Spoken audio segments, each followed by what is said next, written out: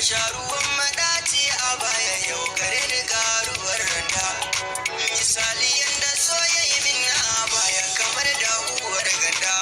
Na manta duk abin da ya min na baya yanzu gashi ya yi huda. Ashe na bar ta shi ne zan dace ba zan shige larura ba. Ban manta magana ta iyaye in ka bi ba za ka tabe ba. Yanda rayuwa ta yi daɗi garan kamar ba fani ne ba. So abin faɗi ne abin misali abin tunatarwa.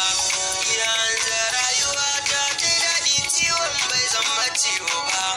Na riga da na san so na san iko ba a furta ba. Da hankali garin da kuma ilimi ba mai rashin fahimta ba. Babban kuskure samun wanda ke san kaga butulcewa.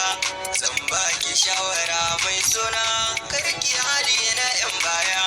Na ɗauki aniyar wanda baya sona ba za mu zauna ba. A maka murmushi a maka shagwaba ba shi ake nufi so ba. A nuna damuwa ran da baka nan shi ma bai zamo so ba. A maka laifi a baka haƙuri shi ma bai zamo so ba. A baka yan kudi ran da baka shi ma bai zamo so ba. A nuna kishi a gare ka na ce shi ma bai zamo so ba.